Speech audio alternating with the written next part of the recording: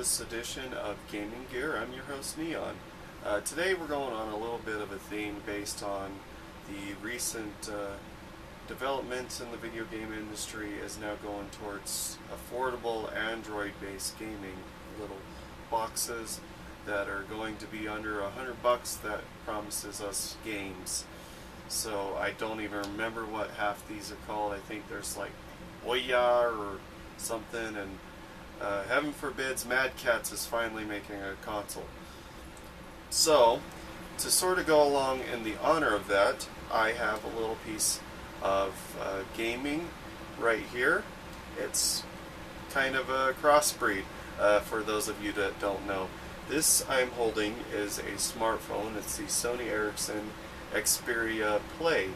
I don't really know how old this is, but I picked this up for $60 on eBay. Roughly about $60. I originally got this to be my phone, but it is actually quite terrible as a phone, but it has other functions I'm going to get into. So, I'll just say a little bit about the phone right now. It is terrible as a phone. It doesn't have enough memory to have a whole lot of apps. You have to have an SD card on it or else you can't save nothing. You can't even take a picture without an SD card in. You can't download anything. If you have Facebook on there, that's about the only app it has enough room for. If I was to get too many text messages, I'd have to delete them all and restart my phone before I could receive another text message. So, aside from how terrible this is as a phone, there is a very good reason I haven't got rid of it. As you can see here, it slides out and you have a PlayStation gamepad. This was dubbed the PlayStation phone. Now, so you can play a lot of games on this. I keep it as a mobile emulator device. There's not a whole lot brought out from PlayStation directly for this. I got this with the false hopes that I could connect to my PSN account and download Final Fantasy VII onto here, take it on the go like you would a PSP or a Vita. False. There's only a certain number of games that has been ported over. Nothing, I'm not going to say it's nothing fantastic. You might be a different judge in that sort of taste. It did come preloaded with Crash Bandicoot, but it was a little awkward. One thing notable about this is the buttons are a bit, they're smaller than a normal PlayStation pad. Obviously for the Go, you have your normal D-pad, your X, square, triangle, circle, and you also have little analog circular pads here as well, which actually do work for some emulators that I have on here. And once I get a close-up, I'll give you a little size comparison from between a regular PlayStation controller and this controller. Graphics-wise, I think the games look fantastic on this emulator. Like Super Mario World, this looks crisp and flows really well. I've been able to find a good amount of old emulators, mostly Nintendo. Farthest I've gotten to was Nintendo 64. And Nintendo 64 actually plays quite well. I've been having fun with Mario 64 as well. I know you're probably annoyed at me talking about Mario, but it's got a lot of good on here, so let's take a closer look at it. Okay, so welcome to the other side of my game room first off. So here we have the original PlayStation controller. Pads, 2 L and R buttons. You'll see on here there's only one L and R button on the back. It kind of is a little awkward to get to since, you know, it slides behind. There's about the size comparison. You can see buttons quite smaller. So if you have big fingers, it can be kind of tricky to get to. So let's load up, first of all, a Super Nintendo. And load game. I know. So I'll just show you Super Mario World. We'll go ahead and continue from where I was. Hope the glare isn't bad for you guys or anything.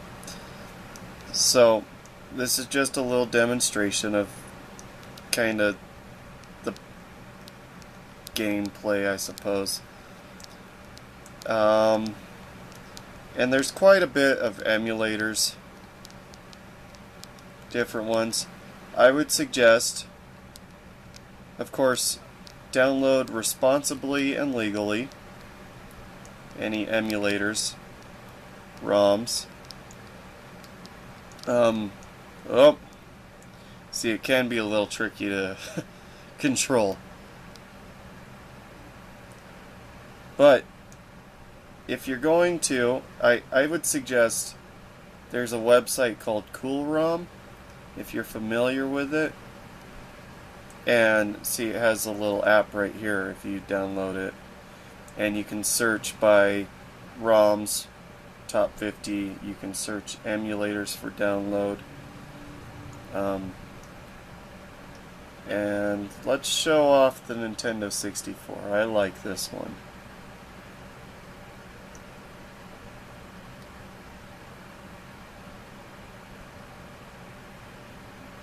Sorry, more Mario. Here we go. Zoom. So this one, you actually use the analog pad to control. See, there we go. Now let's get some volume on here.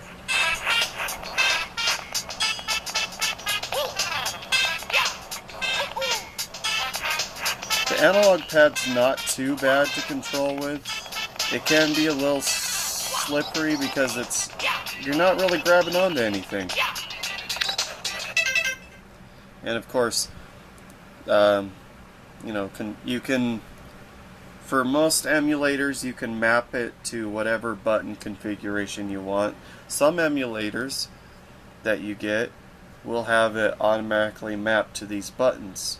But like I said, sometimes you need to go in and manually fix them yourself.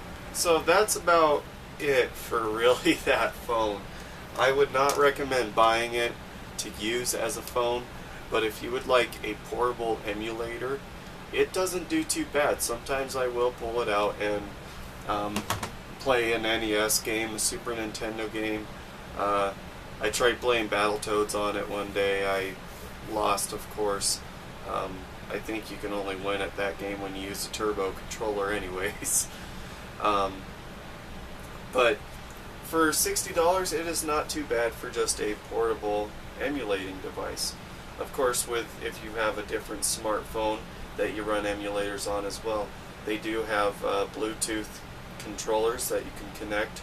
I've seen ones for they usually run about $30, I think. And some are more designed to look like an NES controller with a couple extra buttons added on. Some are more designed to be more modern of controllers. But if you want just something to load all the emulators to your little heart's content legally, this would probably be a good fit for you. The only problem is with it as well is the small buttons. It can be a little hard controlling with that analog, but the Nintendo 64 emulator is the only one I have come across so far that uses those analogs. Really, that's the only games I've tried on there that uses that. For this edition of Gaming Gear, I am Neon. Thank you for watching me play with my toys. I hope you enjoy playing with your toys as well.